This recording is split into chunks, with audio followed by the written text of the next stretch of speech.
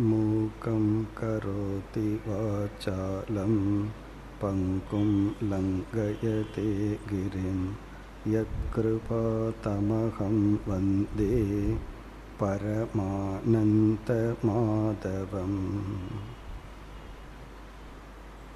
ஸ்ரத்தா த்ரய விபாக யோகக என்பது 17வது அத்தியாயத்தின் தலைப்பு. இந்த அத்தியாயத்தில் முதல் பகுதியில் ஸ்ரத்தா என்ற தலைப்பு விசாரிக்கப்படுகின்றது. சென்ற அத்தியாயத்தின் இறுதியில் அர்ஜுனனுக்கு பகவான் ஒரு அட்வைஸ், ஒரு அறிவுரையுடன் நிறைவு செய்தார். தஸ்மாத் சாஸ்திரம் பிரமாணம் தே. ஆகவே சாஸ்திரம் பிரமாணம். பிரமாணம் என்றால் அறிவை கொடுக்கும் கருவி. எதற்கு? காரிய அகாரிய வியவஸ்திதௌ.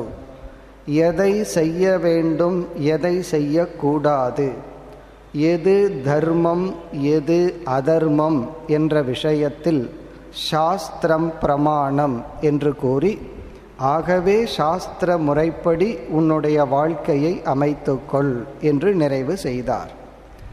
அதன் அடிப்படையில் அர்ஜுனன் ஒரு கேள்வியை கேட்க, அந்த கேள்விக்கு பதிலாக இந்த அத்தியாயத்தில் முதல் ஸ்லோகத்திலிருந்து 6வது ஸ்லோகம் வரை முதல் தலைப்பு ஸ்ரத்தா.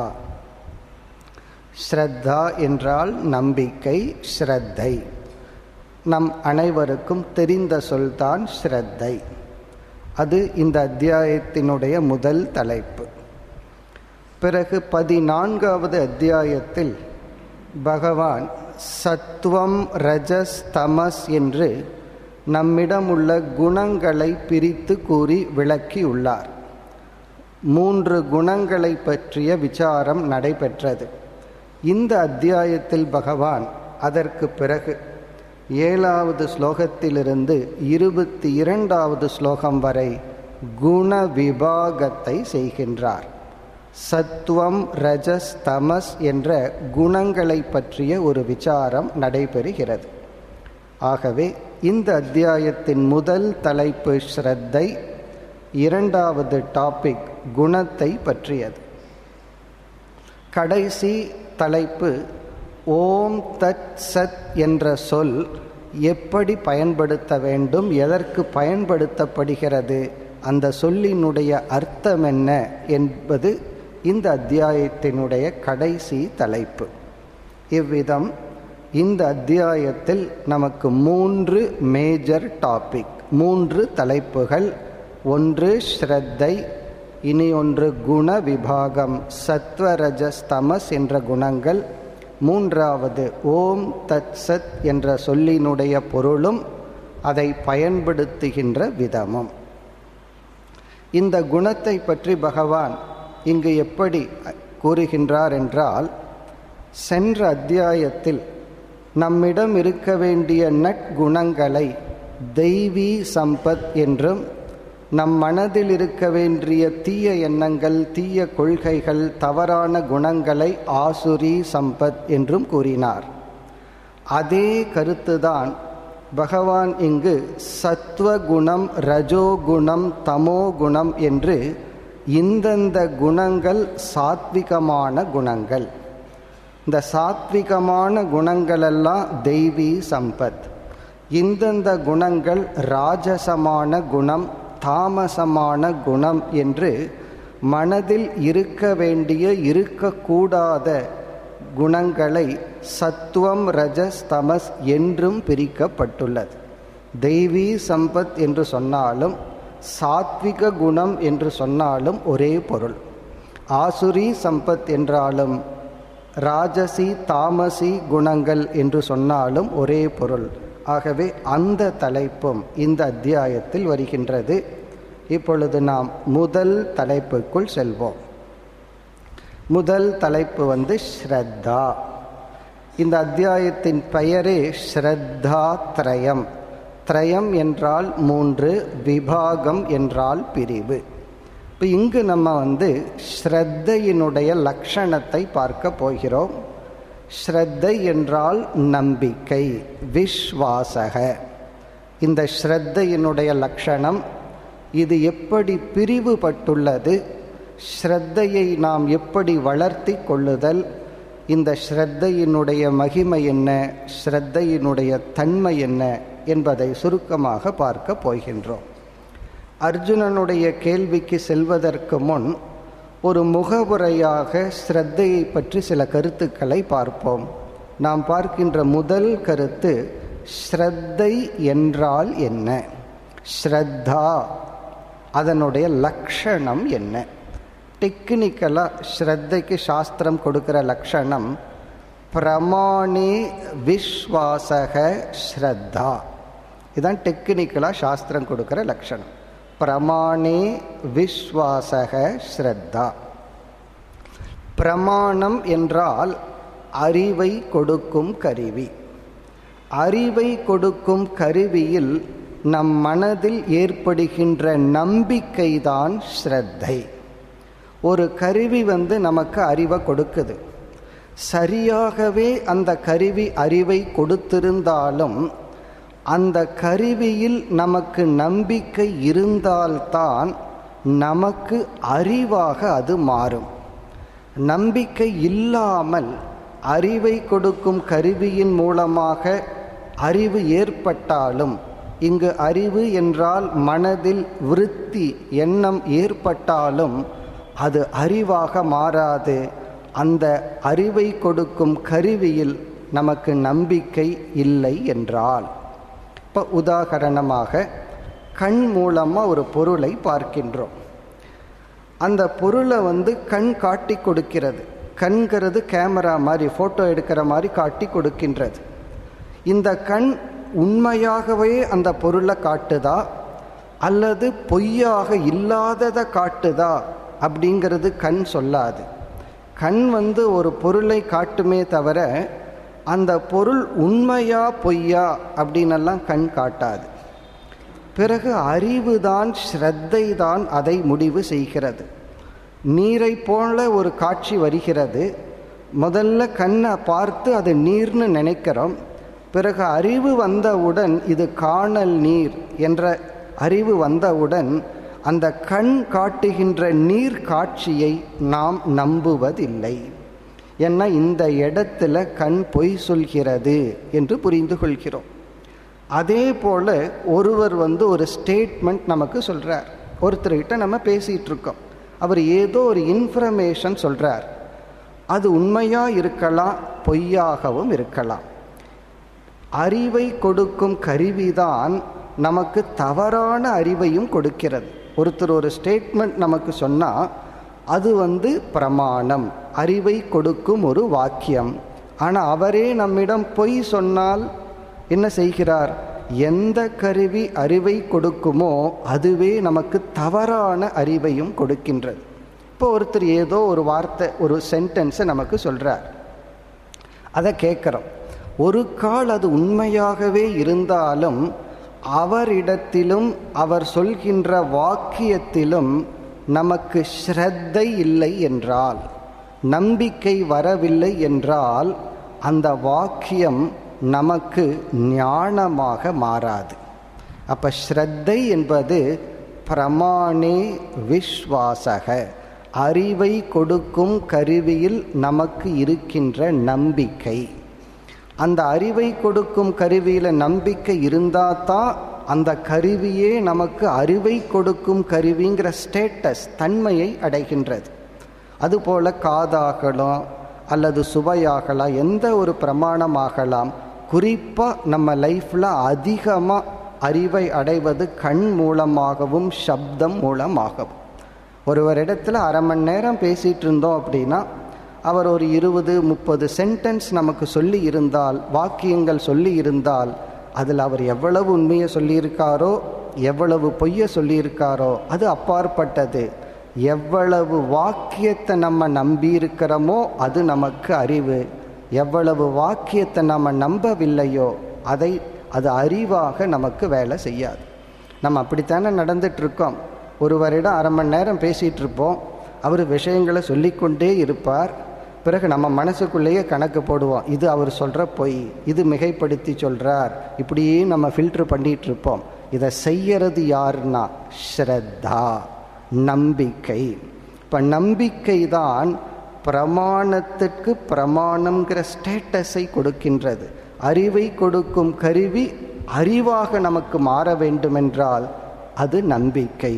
இதுதான் பிரமாணத்தின் ஸ்ரத்தையினுடைய முக்கிய லட்சணம். இப்போ ஸ்ரத்தை என்பது எங்கு வருகிறதுனா, ஒருத்தர் அறிவையே நமக்கு கொடுத்தாலும் அது அறிவை கொடுக்கும் கருவிங்கிற நம்பிக்கை நமக்கு இல்லை என்றால் நம்மால் அதை அறிவாக ஏற்றுக்கொள்ள முடியாது. இது ஒரு லட்சணம். இரண்டாவது லட்சணம், சில விஷயங்கள் நமக்கு புரியவில்லை. அப்போ சாஸ்திரம், குரு சில விஷயத்தை பற்றி சொல்லுது. இப்போ உதாரணமாக, நீ தர்மம் செய்தால் உனக்கு கண்ணுக்கு தெரியாத புண்ணியங்கிற பலன் வரும் அப்படின்னு சாஸ்திரம் சொல்லுது. இப்போ இதை நம்ம கண்ணுக்கு தெரியாதுன்னு சொல்லிட்டதுனால புண்ணியங்கிறத நம்ம என்னைக்குமே பார்க்க முடியாது. இந்த அலௌகிகமான விஷயத்தில் நமக்கு ஸ்ரத்தை என்று ஒன்று இருந்தால்தான் அதை நாம் பின்பற்றி பயனை அடைவோம். அப்போ ஒரு வாக்கியத்தை நம்ம பின்பற்ற வேண்டும் என்றால், ஒரு வாக்கியத்தை அறிவாக நாம் எடுத்துக்கொண்டு, அந்த அறிவுக்கு வெரிஃபிகேஷனே கிடையாது, நம்ம இந்த அறிவை வெரிஃபை பண்ணவே முடியாது. இப்போ பாவம் பண்ணுறவன் நரகத்துக்கு போகிறான், புண்ணியம் பண்ணுறவன் சொர்க்கத்துக்கு போகிறான், சாஸ்திரம் சொல்லியிருக்கு. இதெல்லாம் நம்ம வெரிஃபை பண்ண முடியாது. இல்லை நான் வெரிஃபை பண்ணித்தான் நம்புவேன் அப்படின்னா அதுக்கு என்ன குவாலிஃபிகேஷன்? இறந்து தான் வெரிஃபை பண்ணி ஆகணும். அப்படி நம்ம இறந்தெல்லாம் வெரிஃபை பண்ண முடியாது. அப்போ இந்த இடத்துல இந்த வாக்கியத்தை சத்தியமாக்குவதும் பொய்யாக்குவதும் நம்முடைய ஸ்ரத்தை. இப்போ சாஸ்திரத்தில் ஸ்ரத்தை இருந்தால் அதை நம்பி செயல்படுவோம், ஸ்ரத்தை இல்லை என்றால் நாம் நம்ப மாட்டோம். அப்போ முக்கியமாக ஸ்ரத்தை என்பது குறிப்பாக ஸ்டேட்மெண்ட். மற்ற மனிதர்களுடன் பழகும் பொழுது அவர் எவ்வளவு சொல்கிறார், என்ன நம்மிடத்தில் சொல்கிறார், எதை நம்ம கேட்கிறோமோ அந்த வாக்கியத்தில் நமக்கு ஒரு நம்பிக்கை வந்தால் அந்த நம்பிக்கைக்கு பேர் ஸ்ரத்தை.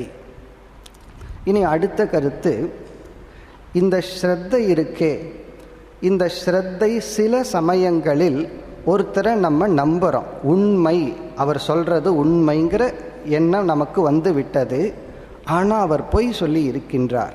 அந்த பொய்யில் நாம் நம்பிக்கை வைத்து விடுகின்றோம். அது நமக்கு ஞானமாக மாறிவிடுகிறது. நமக்கு ஞானமாக இருக்குது, ஆனால் உண்மையிலேயே அது பொய் தான். அப்போ இந்த ஸ்ரத்தை சில சமயம் பொய்யாகி விடுகிறது. நம்ம நம்புகிறோம், அந்த நம்பிக்கை பிறகு இல்லாமல் போகி விடுகிறது. சில சமயம் நம்ம நம்பியபடியே உண்மையாகி விடுகிறது. அப்போ இந்த ஸ்ரத்தை என்றைக்குமே சரியாக இருக்கணுங்கிற அவசியம் இல்லை. நாம் வைக்கிற நம்பிக்கை சில சமயம் பலன் கொடுக்கும், சில சமயம் பலன் கொடுக்காமலும் போகும். அதனால தான் ஒரு ட்ரஸ்ட், ஒருத்தர் மீது ஒரு நம்பிக்கை வைப்பதில் நமக்கு ஒரு பயம் வந்து விடுகிறது. ஆல்வேஸ் ஒரு ஃபியர் இருக்குது ட்ரஸ்ட்டில். ஒருத்தரை நம்புறதுல நமக்கு ஒரு பயம் வந்து விடுகிறது. காரணம், பல சமயங்களில் இந்த ஸ்ரத்தை பொய்யாகின்ற அனுபவத்தை பார்க்கிறோம். பல சமயங்களில் இந்த ஸ்ரத்தை உண்மையாவதையும் பார்க்கிறோம். நமக்கு அறிவில்லை. நாம் ஒருவரை நம்பினால் அது உண்மையாகுமா பொய்யாகுமா? அதனால தான் ஒருத்தர் மீது நம்பிக்கை அவ்வளவு சுலபமாக வருவதில்லை. இந்த ட்ரஸ்ட்டுக்கு பின்னாடி ஒரு ஃபியர், பயம் இருந்து கொண்டே இருக்கின்றது. அதனால தான் அந்த ஸ்ரத்தைங்கிறது அவ்வளவு சுலபமாக வந்து விடாது. நம்ம அந்த குணங்களை பார்க்கும் பொழுது பார்த்தோம், ஒருத்தர் நம்மை முழுமையாக நம்பி விடுகிறார், நம் மீது முழுமையான ஸ்ரத்தை அவருக்கு வந்து விடுகிறது. அந்த நம்பிக்கைக்கு நாம் துரோகம் செய்து விடுகின்றோம். எதற்காக? அதனால் ஒரு பலன் நமக்கு கிடைப்பதனால். இப்போ ஒரு மேலோட்டமான ஒரு பொருளுக்காக நாம் என்ன செய்கிறோம்? நம்பிக்கை வைத்தவருக்கு ஒரு துரோகம் செய்து விடுகிறோம். நம்முடைய இழப்பு என்னன்னா, நம்பிய ஒருவரை நாம் இழந்து விடுகின்றோம். அவ்வளவு சுலபமாக யாரையும் நம்புறதில்லை. ஒருத்தர் நம்பி விட்டால் அந்த நம்பிய மனதினுடைய இழப்பு தான் உண்மையில் பெரிய இழப்பு. அந்த பொருள் நமக்கு பெருசாக தெரிகிறதுனால அந்த இழப்பை நாம் கணக்கிடுவதில்லை. இப்போ இவ்விதம் இந்த ஸ்ரத்தைங்கிறது ஸ்ரத்தை இல்லாமல் எந்த மனிதனாலும் வாழ முடியாது. இப்போ இறைவன் விஷயத்துக்கு வருவோம். இப்போ பகவான் இறைவன் என்ற ஒரு தத்துவம் இருக்கின்றது. இது ஸ்ரத்தா, நம்பிக்கையில் நம்ம பகவானுடைய இருப்பை ஏற்றுக்கொள்கின்றோம். இதை நம்ம வெரிஃபை எல்லாம் பண்ண முடியாது. இந்த நம்பிக்கை இருந்தால் தான் இறைவன் இருக்கார் அப்படிங்கிற ஏதோ ஒரு நம்பிக்கை மனசுக்குள்ளே வந்துடுச்சு. அதுக்கு லாஜிக்கெல்லாம் நமக்கு அந்த நேரத்தில் இல்லை. அந்த நம்பிக்கையின் அடிப்படையில் சாஸ்திரத்தை படிக்கிறோம். அது ஃபைனல் ஸ்டேஜ். அதற்கு முன்னாடி அந்த இறைவன்கிற ஒருவர் தர்ம கோப்தா, நம்ம தர்மம் பண்ணால் அவர் நமக்கு நன்மை செய்வார், அதர்மம் செய்தால் அந்த இறை தத்துவமே நமக்கு கஷ்டத்தை கொடுக்கும், பாபத்தை கொடுக்கும் என்று அந்த இறை நம்பிக்கை நமக்கு தர்ம வழியில் நடத்த காரணமாக ஆக வேண்டும். அப்படி இல்லாத இறை நம்பிக்கையைத்தான் அசுர சம்பத்துன்னு பார்த்தோம். அசுர குணங்களும் குணத்தை உடையவனும் கடவுளை நம்பி தர்மத்தை விட்டுட்டான்னா அவன் அசுர குணத்தை உடையவன், அவன் தெய்வீக குணத்தை உடையவன் அல்ல. அந்த அடிப்படையில் தான் அர்ஜுனனுடைய கேள்வி அமைய போகின்றது. இப்போ இறை நம்பிக்கை ஆரம்பத்தில் இறைவனை பற்றிய அறிவே இல்லாமல், யார் கடவுள்கிற ஞானம் இல்லாமல் இறைவன் ஒரு தத்துவம் இருக்கு என்று நாம் நம்பினால் முதலில் தர்ம வழிக்கு செல்வோம். பிறகு அந்த இறைவனை புரிந்து கொள்ள முயற்சி செய்வோம். காரணம் என்ன? நான் தான் நம்புகிறேன் அது இருக்குன்னு சொல்லி. பிறகு அந்த இறைவனுக்கு எனக்கு என்ன உறவுன்னெல்லாம் பார்த்து கடைசியில் நான் ஞானத்தை அடைகின்றேன். இப்போ ஞானத்தை நான் அடைவதற்கும் ஸ்ரத்தை காரணம் ஆகிறது. இப்போ ஈஸ்வரனை முதல்ல அஸ்தி என்று யார் ஏற்றுக்கொள்கிறார்களோ அவர்களுக்குத்தான் ஈஸ்வரனுடைய தத்துவம் விளங்கும்னு உபனிஷத் கூறும். அப்போ இந்த ஸ்ரத்தை 2 ஸ்டேஜில் இருக்குது. ஒன்று ஒரு அறிவை அடைவதற்கு ரொம்ப தூரத்தில் ஸ்ரத்தை இருக்குது. ஸ்ரத்தை இருந்தால் தான் அந்த நம்பிக்கை தான் நம்மை வழி நடத்தி அந்த அறிவை அடைய காரணம் ஆகிறது. அல்லது எடுத்துடனே ஞானம் வந்தாச்சு, லௌகிக விவகாரத்தில் ஒருத்தர் சரியான இன்ஃபர்மேஷன் கொடுத்து அறிவை கொடுத்துட்டார், அதில் நம்பிக்கை இருந்தால் அது ஞானமாக இருக்கும். நம்பிக்கை இல்லை என்றால் அது நமக்கு அறிவாகவே இருக்காது. இப்போ உதாரணமாக நம்ம ஒருத்தரோட பழகிட்டு இருக்கோம். அவருடைய குணம் சரியில்லை, அவர் பலரை ஏமாற்றி கொண்டு இருக்கின்றார். வேறொருத்தர் நமக்கு எச்சரிக்கை கொடுக்கிறார், அவரிடத்துல நீ ரொம்ப க்ளோஸாக போகாத, விலகிக்கொள். இப்போ இந்த வாக்கியம் இருக்குது. இந்த வாக்கியத்தில் எனக்கு நம்பிக்கை வந்தால் இது ஞானம். காரணம் என்ன? இவருடைய வார்த்தையில் எனக்கு ஸ்ரத்தை இருக்குது. அப்போ நான் எச்சரிக்கையாக இருந்து என்னை நான் காப்பாற்றி கொள்வேன். ஒரு கால் இவருடைய வாக்கியத்தில் எனக்கு நம்பிக்கை இல்லை என்றால் என்னுடைய மனம் எப்படி பொருள்படுத்தும்? அவன் ஏதோ பொறாமையில் சொல்கிறான், நான் அவனோட ரொம்ப க்ளோஸாக இருக்கிறது இவனுக்கு பிடிக்கலைன்னு சொல்லி அது உண்மையான வாக்கியமாக இருந்தாலும் அதை நம்பவில்லை என்றால் அது நமக்கு ஞானமாக போகாது. பிறகு விஷயம் ஏதோ ஒரு இன்ஃபர்மேஷனாக போகுமே தவிர அது அறிவாக இருக்காது. அறிவாக இல்லை என்றால் அதன் அடிப்படையில் நான் செயல்பட மாட்டேன். பிறகு அவரை நம்பி ஏமாந்ததற்கு பிறகு அப்போ சொல்லுவோம், நீ அப்போவே சொன்ன எனக்கு புரியல அப்படின்னு சொல்லுவோம். அப்போ நம்முடைய வாழ்க்கையில் ஒவ்வொரு ஸ்டெப்பிலையும் ஸ்ரத்தை என்கின்ற ரோல் ப்ளே ஆகிட்டே இருக்குது. யாருமே நம்பிக்கையின்மையுடன் வாழ்வதில்லை. இப்போ கடவுளை நம்புறது ஒரு ஸ்ரத்தை. சிலருடைய மனசில் கடவுள் இல்லை அப்படிங்கிற ஒரு தாட், எண்ணம் வருகின்றது. அதுவும் ஒரு ஸ்ரத்தை தான். இப்போ கடவுளை இருக்குன்னு சொல்பவர்கள் நம்பிக்கையில் சொல்கிறார்கள். கடவுள் இல்லைங்கிற ஒரு எண்ணம் யாருக்கு வருதோ அதுவும் ஒரு நம்பிக்கை தான். அதை ஏன் நம்பிக்கைன்னு சொல்கிறோம்னா அந்த இல்லாததை அவர்கள் பார்க்கவில்லை. இப்போ இந்த ஹாலில் நாய் இருக்கான்னு கேட்டால் நம்ம சொல்லுவோம் இல்லைன்னு சொல்லுவோம். ஏன்? நம்ம இங்கே இல்லாததை பார்த்துருக்கிறோம். ஹாலுக்கு வெளியே இருக்கிறவங்ககிட்ட கேட்டால் தெரியலன்னு தான் சொல்லுவார்கள். ஏன்னா இந்த இடத்துல இந்த டயஸில் அந்த நாயோ பூனையோ ஏதோ ஒரு பொருளினுடைய இல்லாமையை பார்க்கவில்லை. இல்லாமையை பார்த்து இல்லைன்னு சொன்னால் ஞானம், இல்லாமையை பார்க்காம இல்லை என்று சொன்னால் ஸ்ரத்தா. அறிவுக்கு முன்னாடி அதை அப்படி நாம் ஏற்றுக்கொண்டால் அது நம்பிக்கை. அப்போ ஈஸ்வரனை அஸ்தி என்று சொல்வதும் ஒரு ஸ்ரத்தை, ஈஸ்வரனை நாஸ்தி என்று சொல்வதும் ஒரு ஸ்ரத்தை தான். அப்படி வாழ்க்கையே நம்பிக்கையின் அடிப்படையில் தான் ஓடிக்கொண்டிருக்கின்றது. அதெல்லாம் நம்ம தெரியாமல் யாரையும் நம்பக்கூடாது, நம்பிக்கைங்கிறது தவறுன்னெல்லாம் நம்ம நினச்சிட்ருக்கோம். அதுவும் ஒரு நம்பிக்கை தான். யாரையும் நம்பக்கூடாதுங்கிறது இவருடைய நம்பிக்கை. கொஞ்சம் காலம் இருக்கும், பிறகு இந்த ஸ்ரத்தையினுடைய தரம் மாறும், இந்த ஸ்ரத்தையினுடைய குவாலிட்டி, இந்த ஸ்ரத்தை உருமாறிக்கொண்டே இருக்கும். இப்போ பல சமயங்களில் நம்ம ஒருத்தரை நம்புகிறோம், அவர் நம்ம ஏமாற்றி விட்டார். உடனே நம்ம அவர் மேலே ப்ளேம் பண்ணுவோம். நான் உன்னை நம்பினேன், நீ என்னை ஏமாற்றி விட்டாய். இதை வேறு கோணத்தில் நம்ம பார்க்கலாம். அதை பகவான் இங்கே சொல்ல போகிறார் மறைமுகமாக. அவர் என்னை ஏமாற்றி விட்டார்னு ஒரு கோணத்தில் பார்க்கலாம், அல்லது என்னுடைய புத்தி ஏமாற்றுபவனிடம் நம்பிக்கை வைத்தது, அது என்னுடைய புத்தியினுடைய குறைன்னு பார்க்கலாம். அதைத்தான் பகவான் இங்கே சொல்ல போகிறார். அதாவது யார் என்னை ஏமாற்றுவாரோ அவர் மீது நம்பிக்கை யாருக்கு வந்தது? எனக்கு தானே வந்தது. அப்போ என்னுடைய புத்தி என்னன்னா, இந்த அத்தியாயத்தில் பகவான் அது தாமசமான ராஜசமான ஸ்ரத்தை, உன்னுடைய ஸ்ரத்தையே தவறான ஸ்ரத்தை என்று இந்த அத்தியாயத்தில் ஸ்ரத்தை சாத்விகம், ராஜசம், தாமசம் என்று பிரிக்கப்படுகிறது. அதுதான் இந்த அத்தியாயத்தினுடைய முதல் மைய கருத்து. நம்முடைய ஃபெய்த்தே பிரிக்கப்படுகிறது. யாருமே ஸ்ரத்தை இல்லாமல் வாழ்வதில்லை, எல்லோருமே 3 விதமான ஸ்ரத்தைக்குள் வாழ்ந்து கொண்டிருக்கின்றார்கள்.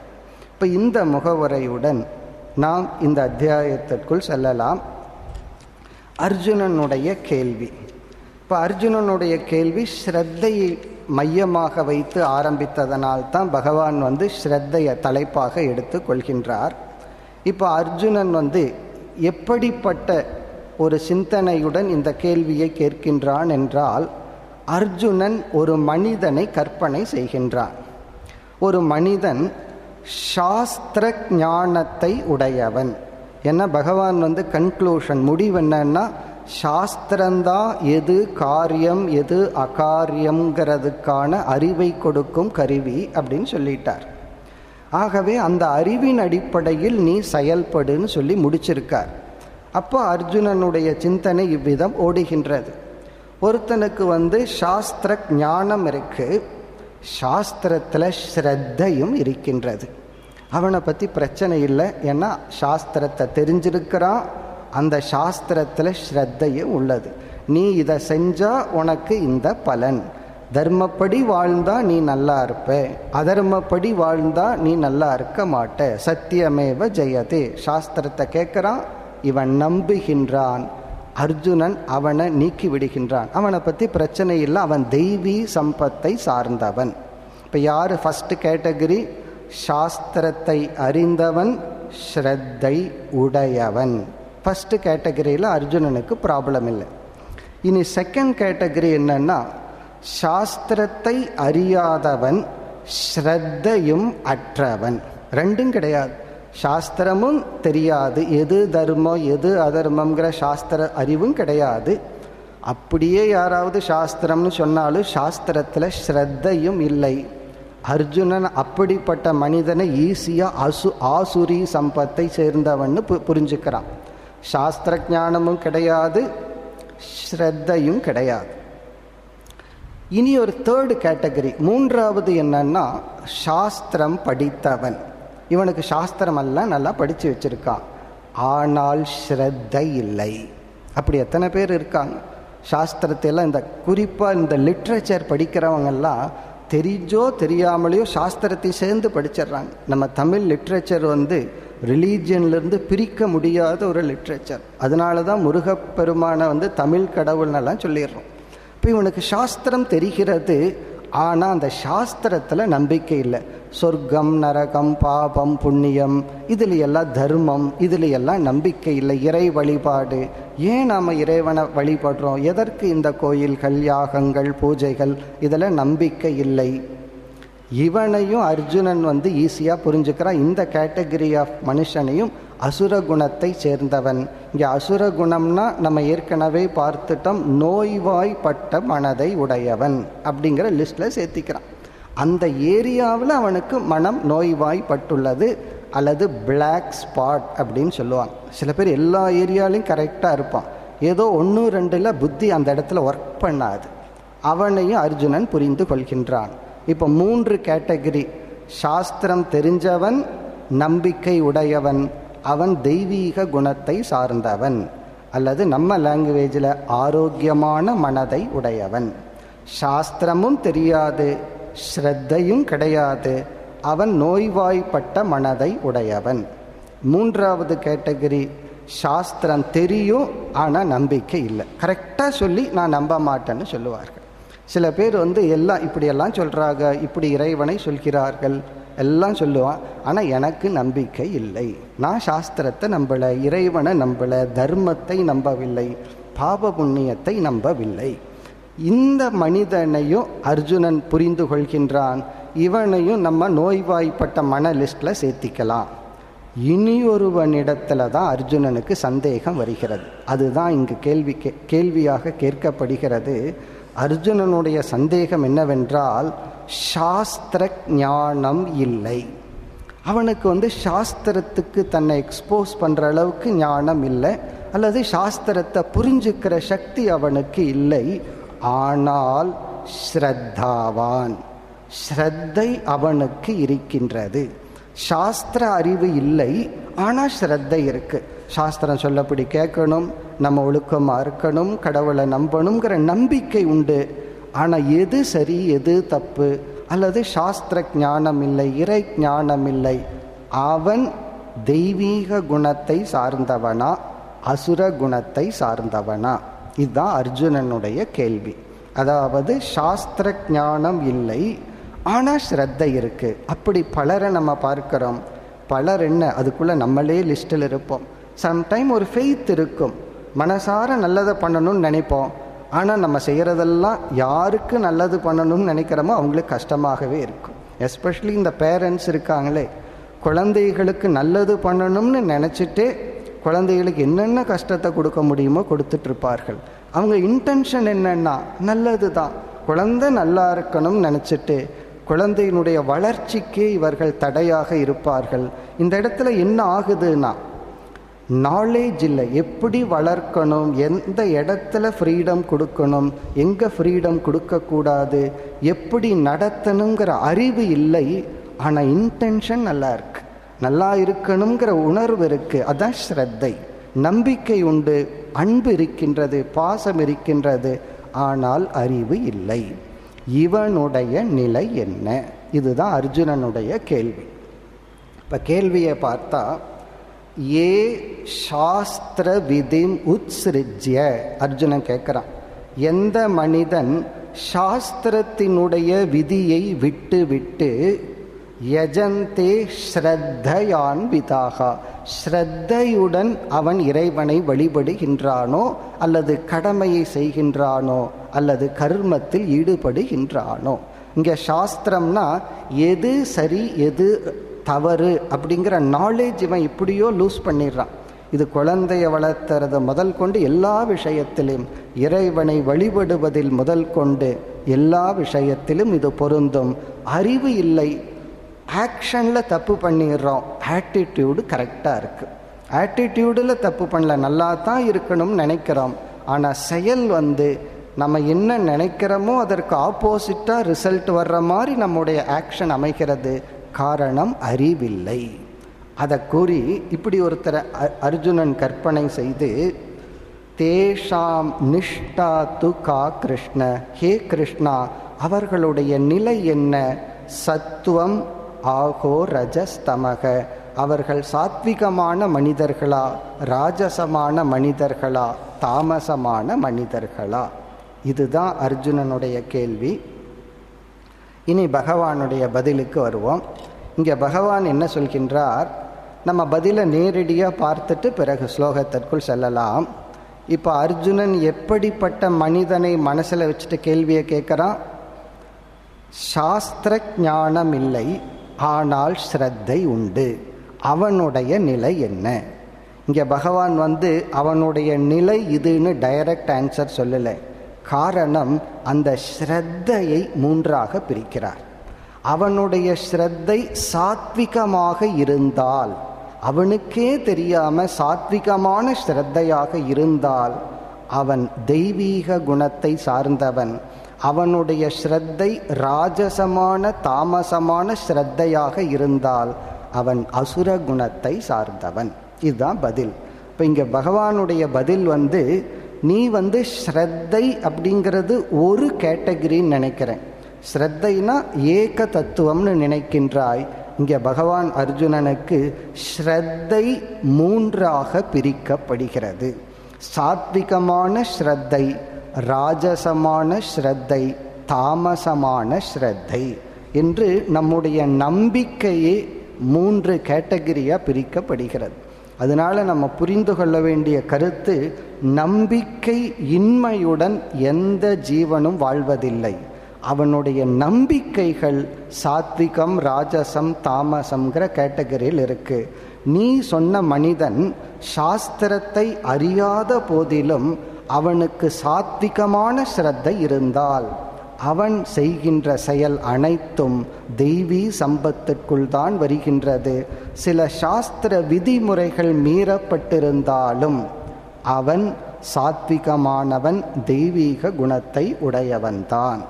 இதுக்காகத்தான் நம்ம நாயன்மார்களுடைய புராணத்தில் இதே கருத்தை விளக்கத்தான் சிவபூஜை எப்படி செய்யணும் அப்படின்னு ஒரு விதிமுறையெல்லாம் இருக்கு. இப்படித்தான் பண்ணணும், இப்படி பண்ணக்கூடாது.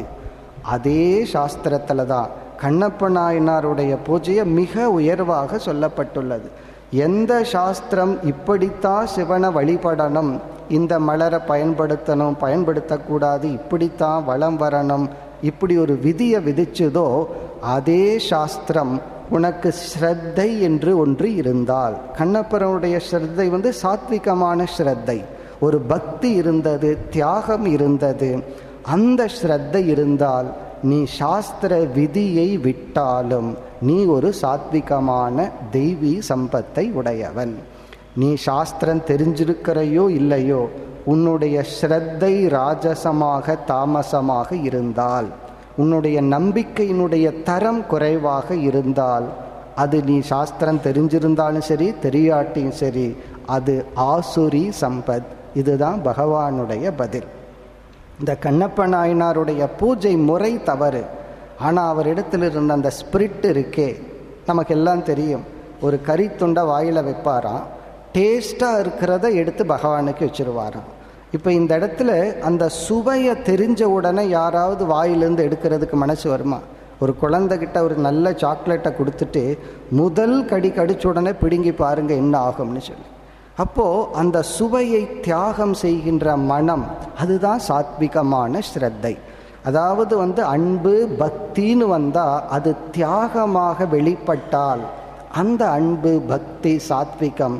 பகவானிடம் பக்தி பண்ணுறேன்னு சொல்லி எந்த தியாகமும் வெளிப்படாமல் பகவானிடமிருந்து தான் எனக்கு பொருள் வரணும்னு இருந்தால் அந்த பக்தி ராஜசம் தாமசம். காரணம் என்ன? அங்கே பக்தி இல்லை, அது ஒரு இன்ஸ்ட்ருமெண்ட்டாக பகவானை பார்க்குறான். பகவானுக்காக எதையும் தியாகம் செய்ய தயாராக இல்லை, ஆனால் பகவானிடமிருந்து எனக்கு அனுகிரகம் வேண்டும், புகழ் வேண்டும், பொருள் வேண்டும். இது ராஜசம் தாமசம். இப்போ இந்த இடத்துல தான் பகவான் ஸ்ரத்தையை மூன்றாக பிரிக்கின்றார். யார் நமக்கு உண்மையிலேயே நன்மை செய்கிறார்களோ அவர்களை நம்பினால் அது சாத்விகமான ஸ்ரத்தை. யார் நம்மை ஏமாற்ற திட்டமிட்டு கொண்டிருக்கிறார்களோ அவர்கள் எக்ஸ்ட்ரா நம்மைய புகழ்வார். யாராவது நம்ம எக்ஸ்ட்ரா புகழ்ந்தால் நம்ம கேர்ஃபுல்லாக இருக்கணும். ஆனால் நம்ம அப்போ தான் மயங்கி விடுறோம். யாராவது நமக்கு அட்வைஸ் பண்ணினாங்கன்னா கோபம் வந்துடுது. நீ யார் எனக்கு அட்வைஸ் பண்ணுறது, நீ யார் எனக்கு நல்லது சொல்கிறதுக்கு. இதெல்லாம் ஸ்ரத்தையினுடைய குவாலிட்டி. நம்முடைய மனம் சாத்விகமாக இருந்தால் நமக்கு சாத்விக ஸ்ரத்தை கிடைக்கும். நம்முடைய மனமே ரஜஸ் தமசா இருந்தால் நம்முடைய ஸ்ரத்தையும் ரஜஸ் தமசா இருக்கும். ஆகவேதான் இந்த தலைப்பை முடித்த உடனே பகவான் 3 குண விசாரத்திற்கு செல்கின்றார். அந்த குண விசாரத்தில் உனக்கு சாத்விகமான ஸ்ரத்தை வர வேண்டும் என்றால் நீ எல்லா விதத்திலும் சத்துவ நிலைக்கு உயர வேண்டும். அடுத்த தலைப்பில் ஆகாரத்தில் ஆரம்பிக்கிறார். நீ சாப்பிடுகின்ற உணவு சாத்விகமாக இருக்க வேண்டும், நீ செய்கின்ற வழிபாடு சாத்விகமாக இருக்க வேண்டும், நீ செய்கின்ற தவம் சாத்விகமாக இருக்க வேண்டும், நீ செய்கின்ற தானம் சாத்விகமாக இருக்க வேண்டும். அப்போ அடுத்த தலைப்பு ஆகாரம். நீ சாப்பிட்ற உணவை பகவான் பிரிக்கிறார். இதெல்லாம் சாத்விக உணவு, இது ராஜச உணவு, இது தாமச உணவு. பிறகு யக்ஞம், இறை வழிபாடு, இது சாத்விகமான வழிபாடு, இது ராஜசம் தாமசம். பிறகு தவம், நீ செய்கின்ற அனைத்து தவத்தையும் 3ஆ பிரிக்கலாம். இதோடு இல்லாமல் அடுத்த அத்தியாயத்திலும் பல தத்துவங்களை பகவான் எடுத்துக்கொண்டு இது சத்துவம் ரஜஸ் தமஸ்னு பிரித்து காட்டுறார். இப்படி எல்லா விஷயத்திலும் நீ சத்துவத்தை எடுத்துக்கொண்டு பின்பற்றினால் உன்னுடைய மனம் சாத்விகமான நிலையை அடையும். சாத்விகமான நிலையை அடைந்த மனம் சாத்விக ஸ்ரத்தையுடன் இருக்கும். பிறகு இந்த ஸ்ரத்தையினுடைய மூலம் என்ன? அதுக்கு பகவான் சொல்றார், நீ செய்த புண்ணியம், நீ செஞ்ச தர்மம்தான் உனக்கு ஸ்ரத்தையை கொடுக்கின்றது. அதனால ஒருத்தரை நம்பி நம்ம ஏமாறந்தோம் அப்படின்னா ஏமாறுறவர்கள்கிட்ட நம்ம புத்தி ஏன் நம்பியது? அது நம்முடைய பாப புண்ணியத்தின் விளைவு. அதனால் அவர்களை குறை சொல்கிறத விட நம்முடைய ஸ்ரத்தையின் தரத்தை உயர்த்தி கொள்ள வேண்டும். அதுதான் இந்த அத்தியாயத்தின் சாராம்சம் அல்லது மைய கருத்து. அதனால தான் இந்த அத்தியாயத்துக்கு ஸ்ரத்தாத்ரய விபாகம். விபாகம்னா பிரிவு. ஸ்ரத்தை 3 விதமாக பிரிக்கப்பட்டுள்ளது. இனி பகவானுடைய பதிலை பார்த்தால், த்ரிவிதா பவதி ஸ்ரத்தா. அர்ஜுனனுடைய கேள்வியில் ஸ்ரத்தைங்கிறது 1 ஃபேக்டர்னு நினச்சிட்டு கேட்டிருக்கான், ஒரே ஒன்று தான். ஆனால் பகவான் பிரித்து சொல்கிறார், 3 விதமாக ஸ்ரத்தை உள்ளது. த்ரிவிதா பவதி ஸ்ரத்தா தேஹி நாம் சா ஸ்வபாவஜா. இந்த ஸ்வபாவஜாங்கிற இடத்துல பகவான் இந்த ஸ்ரத்தை 3 விதமான ஸ்ரத்தை எங்கிருந்து தோன்றுகிறது? இந்த நம்பிக்கை இருக்கே நமக்குள்ள எந்த இடத்திலிருந்து தோன்றுகிறதுனா உன்னுடைய பர்சனாலிட்டியிலிருந்து வருது. அதுதான் நீ, உன்னுடைய நம்பிக்கை தான் நீ அப்படின்னு சொல்கிறார்.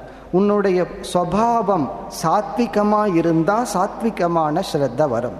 உன்னுடைய நேச்சர், உன்னுடைய தன்மை, உன்னுடைய சுபாவம் ராஜசமாக இருந்தால் ராஜசமான ஸ்ரத்தை வரும்.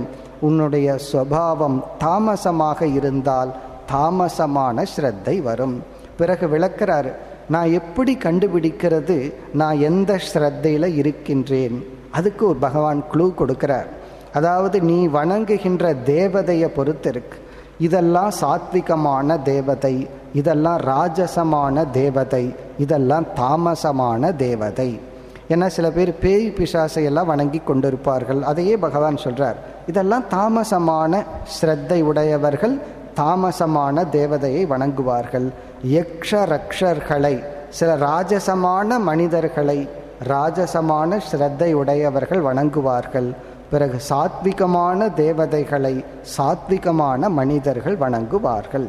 ஈவன் புராணத்தையே அப்படி பிரிப்பார்கள். சாத்விக புராணம், ராஜச புராணம், தாமச புராணம். பாகவதமெல்லாம் சாத்விகமான புராணம். வேறு சில புராணங்கள் எல்லாம் இருக்கு, அதெல்லாம் தாமசமான ராஜசமான புராணம். நம்ம படிக்கிற புஸ்தகம், நம்ம பார்க்கின்ற உலகம் எல்லாமே இந்த 3ல் மாறி மாறி இருக்கின்றது.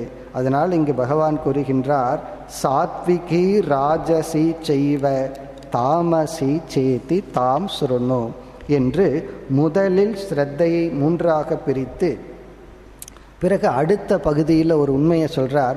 ஒரு மனிதன்கிறவன் யார், அவனுடைய என்டையர் லைஃப், அவன் வாழ்கின்ற டைரக்ஷன், அவனுடைய திங்கிங், அவனுடைய அசோசியேஷன், அவனுடைய வாழ்க்கையே அவனுடைய ஸ்ரத்தையினுடைய தரத்தின் அடிப்படையில் அமைகிறது. மிக அழகான ஒரு வாக்கியத்தை சொல்றார். ஸ்ரத்தா மயோயம் புருஷக. ஒரு மனிதன்கிறவன் ஸ்ரத்தாமயக, அவனுடைய ஸ்ரத்தை எதுவோ அதுதான் அவன். அவன் எதை நம்புறானோ அதுதான் அவன். சில சமயங்களில் இல்லாத ஒன்றை நம்பினாலும் அந்த நம்பிக்கை உறுதியாக இருந்தால் பகவான் அதை உருவாக்குவார்னு சொல்கிறார். அபிராமி அந்தாதி எல்லாம் அந்த கதையெல்லாம் பார்க்கிறமல்ல. பௌர்ணமின்னு சொல்கிறார் அமாவாசை அன்னைக்கு. இவருடைய ஸ்ரத்தை உறுதியாக இருந்தால் இயற்கையும் பகவான் மாற்றி காட்டுவார். அந்த ஸ்ரத்தைக்கே அவ்வளவு சக்தி உள்ளது. சில வருடங்களுக்கு முன் யூகேலேருந்து ஒரு இன்ஃபர்மேஷன் வந்துச்சு, ஆத்தென்டிக்காக. நம்ம முன்னெல்லாம் என்ன சொல்லுவோம், நம்பிட்டு இருந்தோம், பேஷண்ட் அதாவது நோயாளி நம்பிக்கையோட டாக்டர்கிட்ட மருந்து வாங்கி சாப்பிட்டா குணமாகும்னு நம்பிட்டு இருந்தோம். இப்போ என்ன ப்ரூஃப் பண்ணியிருக்காங்க, டாக்டர் நம்பிக்கையோட கொடுத்தா அந்த குயிக்காக குணமாகுதான், டாக்டர் நம்பிக்கை இல்லாமல் கொடுத்தா அது குணமாவது இல்லையா. இதை நிரூபிச்சிருக்காங்க. ஃபஸ்ட்டு மெடிசன் புதுசாக வந்த உடனே டாக்டருக்கு அந்த நியூ மெடிசனில் ரொம்ப ஸ்ரத்தை இருக்கான். அந்த நம்பிக்கையோடு எல்லாத்துக்கும் கொடுக்குறாங்க. ரொம்ப பர்சன்டேஜ் க்யூர் ஆகுதான்.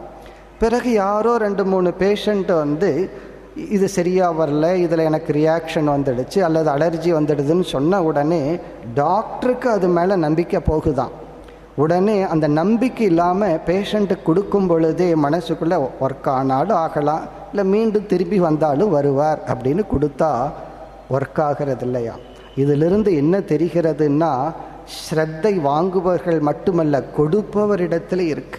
அதே போல் அதனால தான் ஸ்ரோத்ரிய பிரம்மனிஷ்ட குரு கிட்ட கேட்கணும்னு சொல்கிறோம்.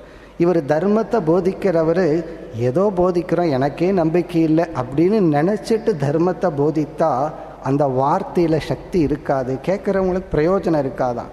சொல்பவர்கள் நம்பிக்கையோடு சொல்லணுமா, அந்த வார்த்தைக்கு எக்ஸ்ட்ரா சக்தி இருக்கும் என்று நிரூபிக்கப்பட்டுள்ளது. அதைத்தான் இங்கே பகவான் சொல்கிறார், ஸ்ரத்தாமயக புருஷக. ஒரு மனிதன் யார்னா ஸ்ரத்ததா மனிதன். அப்போ நம்ம என்ன பண்ணணும்னா, நான் சாத்விகமான மனிதனாக மாற வேண்டும் என்றால் நான் சாத்விகமான ஸ்ரத்தையை அடைய வேண்டும். அதுக்கு என்ன, அதுக்கு ஒரு சில க்ளூ கொடுக்கிறார். அதாவது நீ இப்பொழுது என்ன குவாலிட்டி ஆஃப் ஸ்ரத்தையில் இருக்கிற, இந்த குவாலிட்டி டெஸ்ட் நல்ல லேபில் இருக்குது.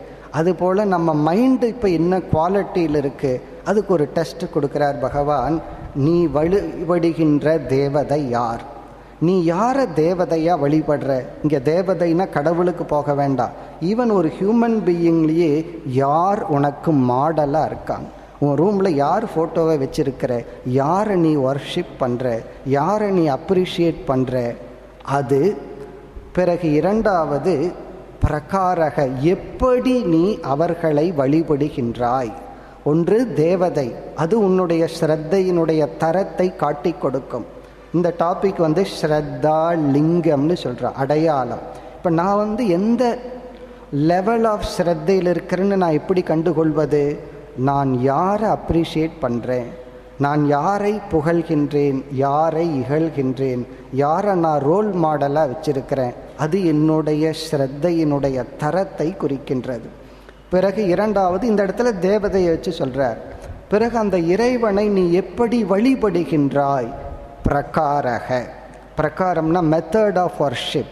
பகவானை நீ எப்படி வழிபடுற, ரொம்ப கோரமாக வழிபடுறையா, உன்னையே துன்புறுத்தி கொண்டு மற்றவர்களையும் துன்புறுத்தி கொண்டு மற்ற உயிரினங்களை துன்புறுத்தி கொண்டு பலி கொடுத்து இறைவனை வழிபடுறையா, அல்லது சாத்விகமான முறையில் இறைவனை வழிபடுகின்றாயா. அந்த மெத்தட் ஆஃப் வர்ஷிப் பிரகாரம்னு சொல்கிறது. எப்படி நீ இறைவனை வழிபடுகின்றாய். அல்லது நீ ஒருத்தரை ஒரு ஹீரோவாக வச்சுட்டா அந்த ஹீரோவை நீ எப்படி பார்க்கின்றாய், அவருக்காக நீ என்ன பண்ணுற, அது நம்முடைய தரத்தை குறிக்கின்றது. மூன்றாவது சங்கல்பக, இறைவனை வழிபடும் பொழுது உன்னுடைய ஆட்டிடியூடு எது?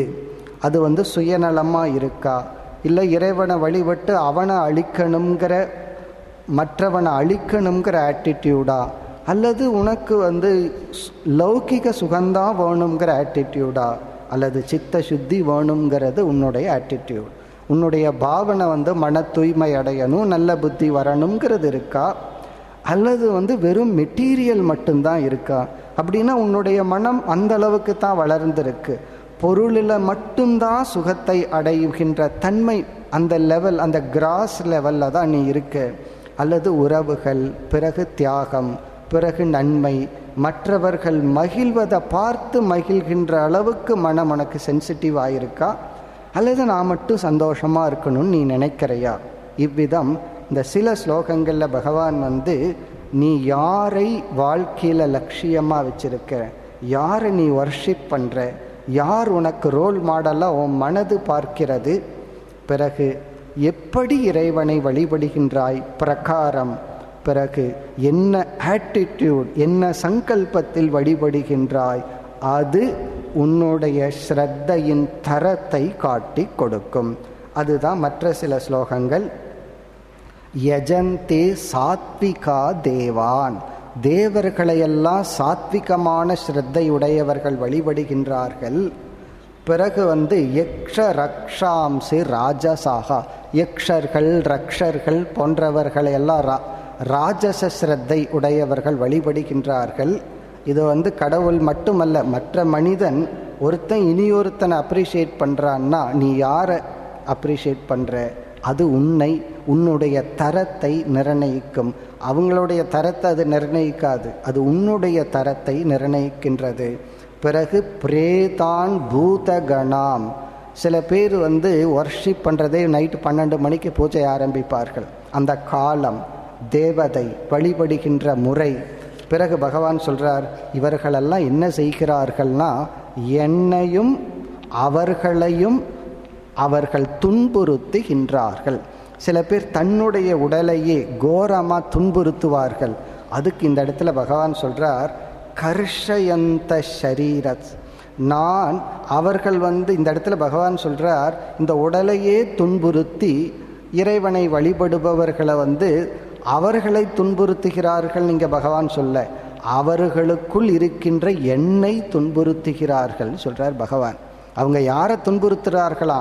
அவர்களுக்குள் இருக்கின்ற என்னை துன்புறுத்தி அவர்கள் இப்படி இருப்பவர்கள் ராஜசமான தாமசமான நிலையில் இருப்பவர்கள் என்று முதல் 6 ஸ்லோகத்தில் பகவான் இந்த ஸ்ரத்தையை பற்றி நிறைவு செய்கின்றார். இந்த ஸ்ரத்தை அப்படிங்கிறது சாதாரண விஷயம் அல்ல. நம்ம நம்பிக்கை இல்லை அப்படின்னு சொல்கிறோம், அந்த நம்பிக்கையின்மையும் ஒரு ஸ்ரத்தை தான். நம்பினால் அதுவும் ஒரு ஸ்ரத்தை தான். ஸ்ரத்தைங்கிறது ஒன்று இல்லாமல் நம்முடைய எந்த மூமெண்ட்டும் நடக்கிறது கிடையாது. ஒரு ரோடு கிராஸ் பண்ணும்போதே ஸ்ரத்தையோடு தான் அடுத்த ஸ்டெப்பை எடுத்து வைக்கிறோம். ஒரு படியில் கால் வைக்கும் பொழுதே நமக்கு வச்சதுக்கு அப்புறம்தான் தெரியும் அது படியா அல்லது நம்ம கண்ணுக்கு படின்னு தெரிஞ்சிருக்கான்னு சொல்லி. அப்போ லைஃப்பில் இருக்கிற ஒவ்வொரு ஸ்டெப்பும் ஸ்ரத்தையில் தான் மூவ் ஆயிட்டுருக்கு. அந்த ஸ்ரத்தை ஏக ரூபம் அல்ல, ரூபத்ரயம். அது சாத்விகம், ராஜசம், தாமசம். நம்ம எரியாமல் இதுலையெல்லாம் சாய்ஸ் இல்லைன்னு பகவான் சொல்கிறார். நீ இன்னைக்கு ராஜசமான ஸ்ரத்தையை வச்சுக்குவோம், நான் சாத்விகமான ஸ்ரத்தையை சூஸ் பண்ணுறேன்னு நீ சூஸ் பண்ண முடியாது. ஏன்னா ஸ்ரத்தைங்கிறது உனக்குள் நேச்சுரலாக வர்றது. ஸ்ரத்தைங்கிறது நம்ம தேர்ந்தெடுத்து செய்கின்ற செயல் அல்ல. இப்போ இன்றைக்கி இட்லி சாப்பிட்லாம், தோசை சாப்பிட்லாங்கிற மாதிரி நான் நாளையிலிருந்து சாத்விகமான ஸ்ரத்தை எடுத்துக்கிறேன்னெல்லாம் முடியாது. அந்த ஸ்ரத்தைங்கிறது உனக்குள்ளே இயற்கையாக வருவது. அது எப்படி வரும்னா, சாத்விகமான மனதை உடையவனுக்கு சாத்விக ஸ்ரத்தை வரும், ராஜசமான குணத்தை உடையவனுக்கு ராஜச ஸ்ரத்தை, தாமச ஸ்ரத்தை. ஆகவே பகவான் அடுத்த தலைப்பாக உன்னை எல்லா விதத்திலும் சாத்விக மனிதனாக உயர்த்த வேண்டும். இப்போ நம்முடைய லட்சியம் என்னன்னா, இந்த முன் அத்தியாயத்தில் ஆரோக்கியமான மனம் என்றால் தெய்வீ சம்பத்துன்னு பார்த்தோம். சம்பத்துனா சொத்து, தெய்வீக குணங்கள்ங்கிற பெயரில் பகவான் ஒரு பெரிய லிஸ்ட்டு கொடுத்தார். இனிமேல் இந்த அத்தியாயத்திலும் அடுத்த அத்தியாயத்திலையும் சில தலைப்புகளில் பகவான் குணம்ங்கிற தலைப்பில், சத்துவங்கிற தலைப்பில் சில கருத்துக்களை கூறுகின்றார். சில பேசிக்கான சில பிரின்சிபலை எடுத்துக்கொண்டு நம்ம எக்ஸசைஸ் அல்லது ஹோம்ஒர்க் பண்ணுறதுக்காக எடுத்துக்கொண்டு பகவான் சொல்கிறார், இந்தந்த மாதிரி விஷயங்களில் நீ சத்துவத்தை தேர்ந்தெடுத்து கொண்டிரு. அப்போ நம்முடைய லட்சியம் என்னன்னா, சென்ற அத்தியாயத்தில் தெய்வீக குணத்தை தேர்ந்தெடுக்கணும்னு பார்த்தோம். அதையத்தான் இங்கு பகவான் எல்லா விஷயத்திலும் சாத்விகமானதை நீ தேர்ந்தெடுத்து பயிற்சி செய்தால் உன்னுடைய மனம் சத்துவ பிரதானமாக மாறும். சாத்விகமான மனதிலிருந்து உன்னுடைய முயற்சி இல்லாமல் சாத்விகமான ஸ்ரத்தை உனக்கு வரும். இந்த சாத்விக ஸ்ரத்தை எப்படி வரும்னா, யாராவது நமக்கு நன்மையை சொன்னால், யாராவது நம்மை திட்டுனா, யாராவது நமக்கு கஷ்டத்தை கொடுத்தா அவர்கள் மீது அன்பு வரணும், அவர்கள் மீது ஒரு ரெஸ்பெக்ட் வரணும். காரணம் என்ன? அவர் என்னுடைய நன்மைக்கு சொல்கின்றார். இது சாத்விகம். யாராவது நமக்கு அட்வைஸ் பண்ணா, என்ன இந்த காலத்தில் சொல்கிறது என்னன்னா, எனக்கு அட்வைஸ் பண்ணால் பிடிக்காது. குழந்தைங்க ரொம்ப தெளிவாக இருக்காங்க, யாராவது எனக்கு அட்வைஸ் பண்ணால் பிடிக்காது. காரணம் என்ன? அதை வாங்க தயாராக இல்லை. நம்மளும் கொஞ்சம் கேர்ஃபுல்லாக கவனமாக அட்வைஸ் பண்ணணும். ஆனாலும் நமக்கு இன்பத்தை கொடுப்பவர்கள் மீது ஸ்ரத்தை வருகிறது, இன்பமாக பேசுபவர்கள் மீது நம்பிக்கை வருகிறது. அதெல்லாம் ராஜசம், தாமசம். நமக்கு நன்மையை செய்வர்கள் மீது நம்பிக்கை வந்தால், அவர் ஒரு ரோல் மாடலாக வைத்தால் அது சாத்விகமான ஸ்ரத்தை. இப்போ நம்ம என்ன பண்ணணும்னா, இங்கே பகவான் சொல்கிறார், ஸ்ரத்தையில் உனக்கு சாய்ஸே கிடையாது. பிறகு சாத்விகமான மனதை உருவாக்க உனக்கு சாய்ஸ் இருக்கு. சாத்விகமான மனதை உருவாக்கிவிட்டால் அதிலிருந்து வர்ற ஸ்ரத்தை சாத்விகமான ஸ்ரத்தை. சாத்விகமான ஸ்ரத்தையிலிருந்து உன்னுடைய வாழ்க்கையே சாத்விகமாக இருக்கும், முன்னேறி செல்லும், உயர்ந்து செல்லும். ஆகவே பகவான் 4 தலைப்புகளை இந்த அத்தியாயத்தில் எடுத்துக்கொண்டு அந்த 4ஐ சத்துவம், ரஜஸ், தமஸ் என்று பிரிக்கின்றார். அவர் எடுத்துக்கொள்கின்ற முதல் தலைப்பு ஆகாரக. ஆகாரம் முதல் தலைப்பு. ஆகாரம்னா நாம் சாப்பிடுகின்ற உணவு. அதை 3ஆ பிரிக்கிறார். இது சாத்விகமான உணவு, இது ராஜசமான உணவு, இது தாமசமான உணவு. அப்போ இந்த உணவில் ஆரம்பிக்கிறார். பிறகு யஜ்ஞம், வழிபாடு. நீ சாத்விகமான முறையில் இறைவனை வழிபடணும். எது சாத்விகம், எது ராஜசம், எது தாமசம். பிறகு 3வது தலைப்பு தவம். உன்னுடைய தவங்கள், நீ செய்கின்ற சாதனைகள், அது சாத்விகமாக இருக்க வேண்டும். அதனால தான் ஒரு ஆசிரியர் சொன்னார், டிசிப்ளினிங் த டிசிப்ளின் இஸ் பேலன்சிங்னு சொன்னார். உன்னுடைய ஒழுக்கங்கள் ஒழுங்குபடுத்தப்பட வேண்டும். நான் ஏதோ டிசிப்ளினை ஃபாலோ பண்ணுறேன்னு சில பேர் எக்ஸ்ட்ரீமுக்கு சென்று விடுவார்கள். இப்போ எது பேலன்ஸ்டாக போகுதுன்னா, நம்முடைய ஒழுக்கங்கள், தவம், அது முறைப்படுத்தப்பட வேண்டும். அந்த தவத்தை பற்றி பகவான் சொல்லும் பொழுது, உடல், வாக், மனம், இந்த 3 இடத்திலிருந்து நம்ம தவம் செய்கிறோம். உடலிலிருந்து செய்யும் தவம் என்ன, வாக்கிலிருந்து செய்யும் தவம் என்ன, மனதிலிருந்து செய்யும் தவம் என்னன்னு கூறி, பிறகு எது சாத்விகம், ராஜசம், தாமசம்னு சொல்றார். பிறகு தானத்தை எடுத்து கொள்றார். இது சாத்விக தானம், இது ராஜச தானம், இது தாமச தானம். இதெல்லாம் எளிமையான ஸ்லோகங்கள், படித்தா நமக்கே விளங்கிவிடும். பிறகு கடைசியில் வேறு தலைப்புக்கு வருகின்றார், ஓம் தத் சத் என்று. இப்போ நம்முடைய அடுத்த தலைப்பு இந்த 4 தலைப்புகள், ஆகாரம், யஜ்ஞம், தவம், தானம். இதில் இந்த ஆகாரத்தை சொல்லும் பொழுது பகவான் எது சாத்விகமான ஆகாரம் அதை இங்கே பகவான் கூறுகின்றார். ஆயுஷ் சத்துவம் ஆரோக்கியம். எந்த உணவு உனக்கு ஆயுளை அதிகரிக்குமோ, மனதில் பலத்தை அதிகரிக்குமோ, ஆயுஷ் சத்துவம் ஆரோக்கியத்தை அதிகரிக்குமோ அப்படின்னு பொதுவாக சொல்லிடுறார். இந்தந்த உணவுன்னு சொல்வதற்கு பதிலாக இப்படிப்பட்ட ரிசல்ட்டை கொடுக்கிற உணவு சாத்விகம்னு சொல்லிடுறார். அதனால இந்த ஸ்லோகம் பகவான் காலத்திலிருந்து இந்த காலம் வரை பொருந்தும். உணவினுடைய ஐட்டத்தை பகவான் சொல்லலை. அப்போல்லாம் பகவான் இட்லி தோசையெல்லாம் சொல்ல முடியாது. காரணம் என்ன? அப்போ என்ன உணவோ இந்த உணவை சாப்பிட்டா இப்படிப்பட்ட பலன் வர்றது, அந்த பலனை சொல்கிறார். இந்த ரிசல்ட்டை கொடுக்கிற உணவெல்லாம் சாத்விகம், இந்த ரிசல்ட்டை கொடுக்கிற உணவெல்லாம் ராஜசம், இப்படிப்பட்ட ரிசல்ட்டை கொடுக்கிற உணவெல்லாம் தாமசம்னு சொல்லி அந்த உணவினுடைய ரிசல்ட்டை சொல்கிறார். சாப்பிடும் பொழுதும் சந்தோஷமாக, சாப்பிட்டதுக்கு அப்புறம் சந்தோஷமாக இருக்கிற உணவு சாத்விகம்னு சொல்கிறார்.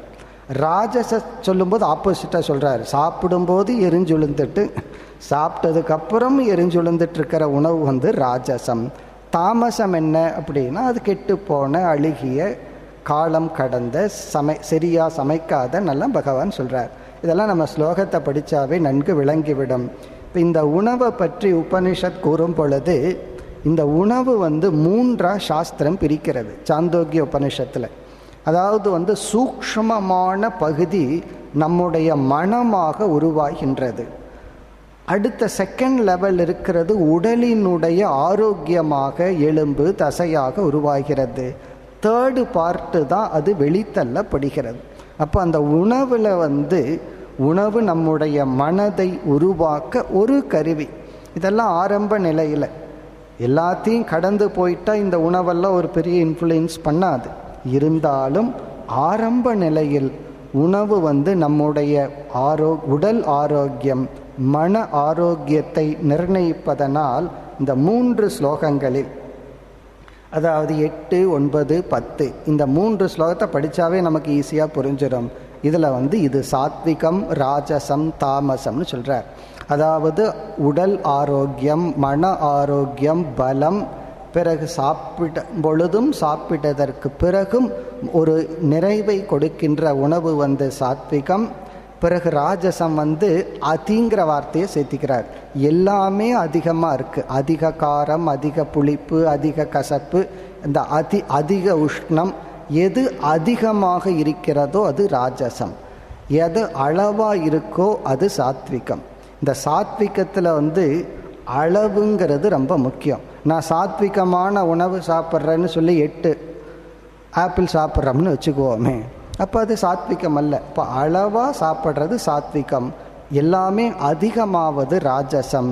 பிறகு கெட்டு போன ஒரு பேட் ஸ்மெல், பூத்திங்கிற வார்த்தையை பயன்படுத்துகின்றார். அதாவது அந்த வாசனை தவறான வாசனையுடைய அழுகிய சரியில்லாத, பிறகு இறைவனுக்கு படைக்க யோக்கியதை இல்லாத உணவு. அந்த உணவை சாப்பிடும்போது பகவானை மறந்துட்டு சாப்பிட்டு அது தாமசம்னு சொல்கிறார். இப்படி பகவான் உணவை பிரித்து பிறகு மற்ற 3 தலைப்பை பிரிக்கின்றார். இந்த 3 தலைப்பை கூறுகின்றார். இது எதற்குனா, இது ஒரு எக்ஸாம்பிளுக்கு பகவான் இங்கே 4 சொல்கிறார். நம்முடைய எல்லா ஆங்கிள்லையும் எல்லா ஸ்டெப்புலையும் சாத்விகத்தை எடுத்துக்கொண்டால் சாத்விகமான மனம், அந்த சாத்விகமான மனதிலிருந்து இயற்கையான சாத்விக ஸ்ரத்தா, அந்த ஸ்ரத்தை தான் நாம், அந்த ஸ்ரத்தை தான் நம்முடைய வாழ்க்கை. மேலும் நாளை தொடர்வோம். ஓம் பூர்ணமத பூர்ணமிதம் பூர்ணாத் பூர்ணமுதச்யதே பூர்ணஸ்ய பூர்ணமாதாய பூர்ணமேவாவசிஷ்யதே. ஓம் சாந்தி சாந்தி சாந்தி.